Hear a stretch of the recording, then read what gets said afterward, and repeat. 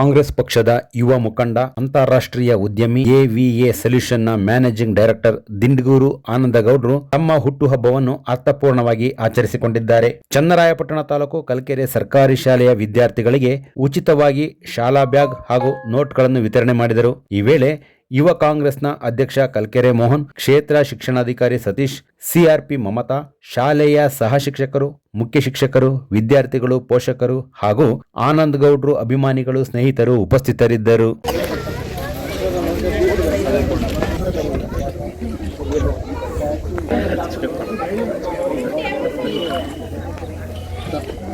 ಕೈಗೊಡಿಸ್ತಾರೆ ಅಂತ ಆಶಿಸ್ತಾ ಇದ್ದೀವಿ. ಹೇಳಿದ್ರು ನಾನು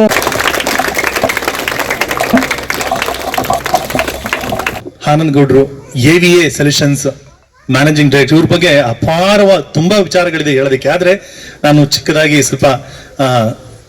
ಹೇಳ್ತಾ ಇದ್ದೀನಿ. ಶ್ರೀತರು ಶಿವಲಿಂಗೇಗೌಡರು ಮತ್ತು ರಾಧಾ ಅವರ ದಂಪತಿಗಳಾಗಿ ನಮ್ಮ ಊರಿನ ಪಕ್ಕದಲ್ಲಿರ್ತಕ್ಕಂಥ ದಿಂಡಗೂರು ಗ್ರಾಮದಲ್ಲಿ ನೆಲೆಸ್ತಾರೆ. ಮೂಲತಃ ಹಳ್ಳಿಗಾಡಿನಲ್ಲೇ ಜನಿಸಿದಂತ ಇವರು ಶಿಕ್ಷಣವನ್ನ ಮುಗಿಸಿ ಬೆಂಗಳೂರಿನತ್ತ ಹೊರಡ್ತಾರೆ. ಬೆಂಗಳೂರಲ್ಲಿ ಬಿಇ ಎಂಟೆಕ್, ಬೆಂಗಳೂರು ವಿಶ್ವವಿದ್ಯಾಲಯದಲ್ಲಿ ಬಿಇ ಎಂಟೆಕ್ ಅನ್ನು ಪಡ್ಕೊಂಡಿದ್ದಾರೆ. ಅದ್ರ ಜೊತೆಗೆ MBA ಪದವಿಯನ್ನು ಅರ್ಥಶಾಸ್ತ್ರದಲ್ಲಿ ಪಡ್ಕೊಂಡಿದ್ದಾರೆ.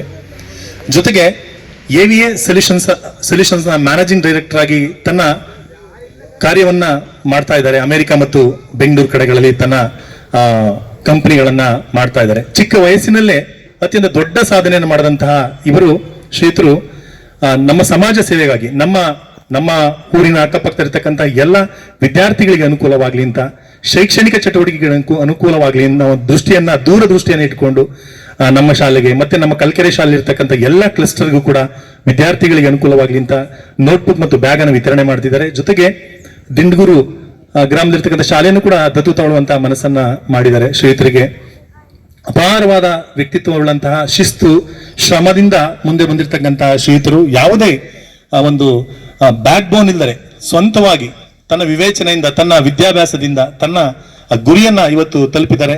ಇವರಿಗೆ ದೇವರು ಆರೋಗ್ಯ ಮತ್ತು ಆಯಸ್ಸನ್ನು ಕೊಟ್ಟು ಒಳ್ಳೇದು ಮಾಡಲಿ ಅಂತ ನಾನು ದೇವರಲ್ಲಿ ಪ್ರಾರ್ಥನೆ ಮಾಡ್ತಾ ಇದ್ದೀನಿ.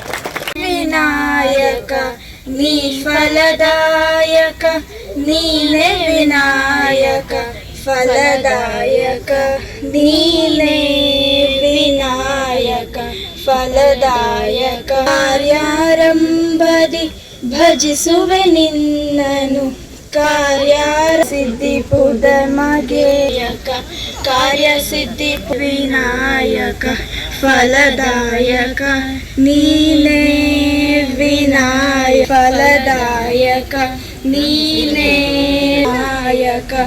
ವಿದ್ಯಾದಿ ಭಜಿಸುವೆ, ವಿದ್ಯಾರಂಭದಿ ಭಜಿಸುವೆ ನಿನ್ನನು, ವಿದ್ಯೆ ಸಾಧಿಪುದೆ ಮಗೆ.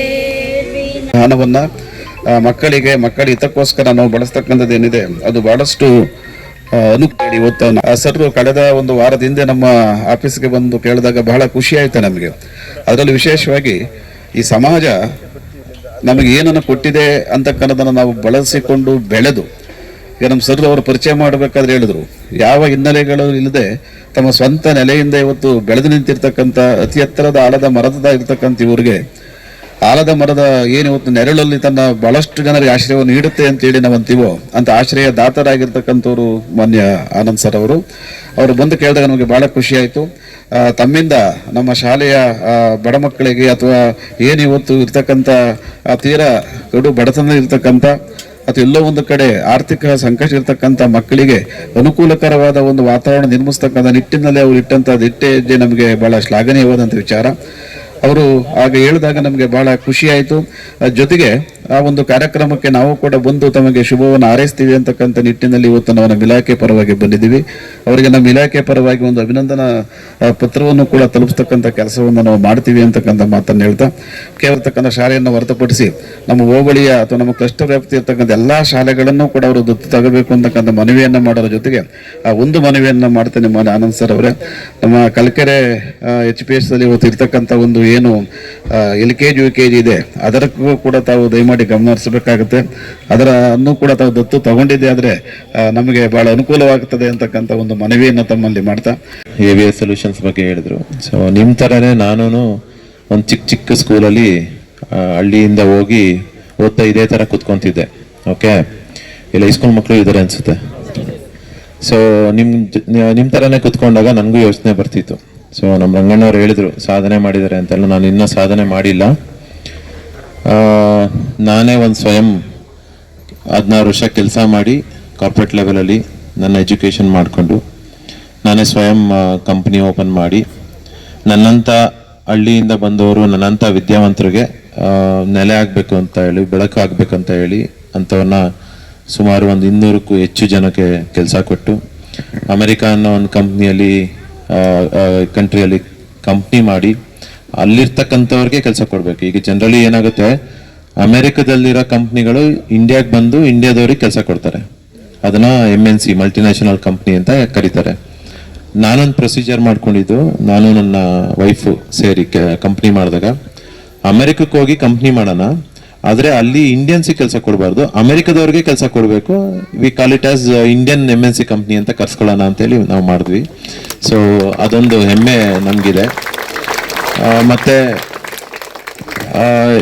ವಿದ್ಯಾರ್ಥಿಗಳು ಅತಿ ಹೆಚ್ಚು ಓದೋದ್ರ ಬಗ್ಗೆ ತಿಳ್ಕೊಂಡು, ಓದೋದ್ರ ಬಗ್ಗೆ ಜ್ಞಾನ ಇಟ್ಕೊಂಡು ಓದಿದ್ರೆ, ಸೊ ನೀವು ಯಾರು, ನಾನಂತ ಸಾಧನೆ ಏನೂ ಮಾಡಿಲ್ಲ, ಮಾಡ್ತೀನಿ ಮುಂದೆ, ಇನ್ನೂ ಸಾಧನೆ ಮಾಡೋಂಥದ್ದು ಇದೆ. ತುಂಬ ಜನ ಸಾಧನೆ ಮಾಡಿದ್ದಾರೆ. ಯಾವತ್ತೂ ಯಾವುದೇ ಸಾಧನೆ ಮಾಡಿದವನು ನಾನು ಸಾಧನೆ ಮಾಡಿದ್ದೀನಿ ಅಂತ ಹೇಳ್ಕೊಳ್ಳೋದು. As a true leader, as a true workmanship. So ಅವ್ರು ಯಾವತ್ತೂ ಸಾಧನೆ ಮಾಡಿದ್ದೀನಿ ಅಂತ ಹೇಳಲ್ಲ. ಲಾಸ್ಟ್ ನಮ್ಮ ದೇಹ ಹೇಗೆ ಬಂತು, ಆ ದೇಹ ಮಣ್ಣಿಗೆ ಹೋಗೋದಿನವರೆಗೂ ನಾವು ಕೆಲಸ ಮಾಡಿ ಬೇರೆಯವ್ರಿಗೆ ಹೆಲ್ಪ್ ಮಾಡ್ತಾನೆ ಇದ್ರೆ ಸಾಧನೆ. ನಾವು ಹೋಗಾದ್ಮೇಲೆ ಮಾತಾಡ್ತಾರಲ್ಲ, ಅದು ಸಾಧನೆ. ನಾವಿದ್ದಾಗ ಏನೇ ಮಾತಾಡಿದ್ರು ಅದು ಸಾಧನೆ ಅಲ್ಲ. ನಾವು ಯಾವಾಗಲೂ ಸಾಧನೆ ಮಾಡಬೇಕು, ಮಾಡ್ತಾನೆ ಇರಬೇಕು. ಸೊ ಓದೋದ್ರ ಬಗ್ಗೆ ನಿಮ್ಮ ಗಮನ ಸೆಳೆಸಿ ಅಂತ ನಾನು ಹೇಳ್ತೀನಿ.